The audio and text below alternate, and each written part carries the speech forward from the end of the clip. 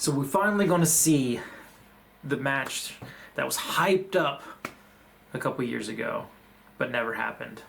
Ryan Bowen and RVJ. Let's get savage. What is up, ladies and gentlemen, and welcome to Savage Arm Wrestling. So we might actually see the Ryan Bowen and RVJ match. After all these years, we might actually see it. Might. But is the hype gone? Is this a bad call? I actually don't think so. I think this could be I still think this would be a great match to watch. And I think it was a great decision. But this time, it wasn't on Ryan to make this call. I think that this actually helps out RVJ more. Recently, my thought process for a lot of this has changed. I've been talking to a couple other athletes, and I've been talking to a promoter or two. One in particular actually brought something to my attention, and that was Christopher Florendo. He's a part of Knuckles Up. And I started thinking about people carrying their weight and their name as a product. Recently, RVJ's been growing his YouTube. He's been making more videos. He's been being a lot more active, which I really like. I love RVJ's attitude. I love that big hype he has when he's in a match. And I love anybody who talks crap. I love it when people talk crap. I love it when Devin talks crap. Sometimes, I will say that sometimes people go too far, but I just enjoy it. I think it builds to the match. But sometimes people do say too much and go too far. I will agree with that. But I just feel like it builds the match up a little bit. But with RVJ trying to grow his name and Ryan already having a very big and explosive channel, and RVJ building this momentum against Ryan, and they start this feud up again, I think RVJ is going to benefit from it on that sense. But as an arm wrestling sense, I do say that RVJ carries more sense as an arm wrestler. But now, since RVJ has started to come into this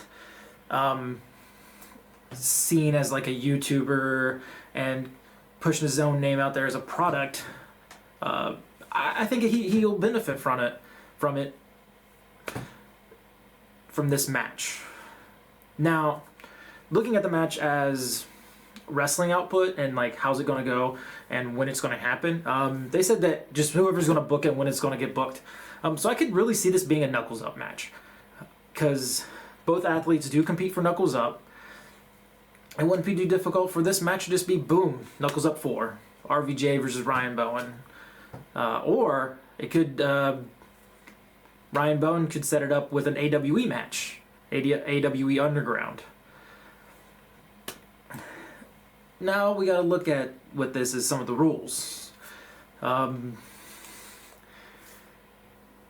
With Knuckles Up rules, I do feel like Ryan is at a little bit of a disadvantage, because Ryan is a strap puller. He pulls most of the time in the strap, and he would have to fight to get the strap.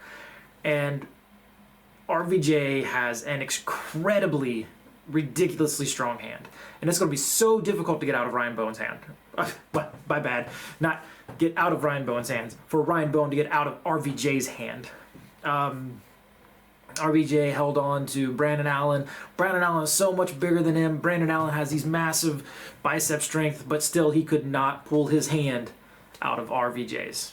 RVJ clamped down and just pulled it over. The only way Brandon Allen was able to get the strap was to flop dive.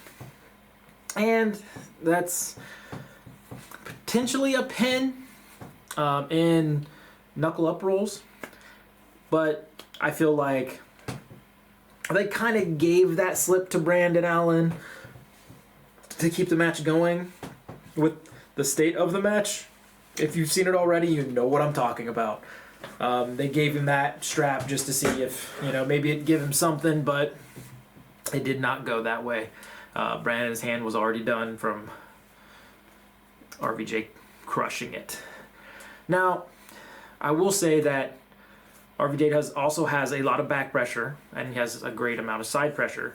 But this is not the Ryan Bowen that was challenged in the past. I feel like if Ryan Bowen is able to get a strap, and he can comfortably get good setup, nice. I feel like Ryan Bowen has a possibility of being able to side pressure through RVJ in the event that RVJ does get his hand. I'm not saying it's going to be easy, but historically, RVJ has been able to do that to a couple people. He did it against Mozzie here at AWE Underground. He recently did it at Knuckles Up.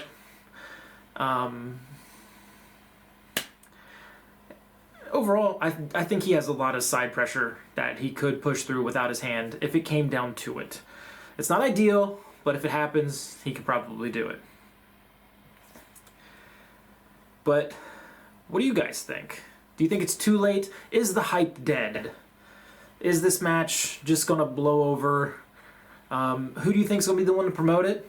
I don't think it's going to go anywhere towards King of the Table. It's not going to go towards East versus West. Well, it's not going to go to East versus West for multiple reasons. But I do think it's a possibility for Knuckles Up, or it's going to be a possibility for AWE. Who do you think is going to win? What do you think the deciding factor is going to be?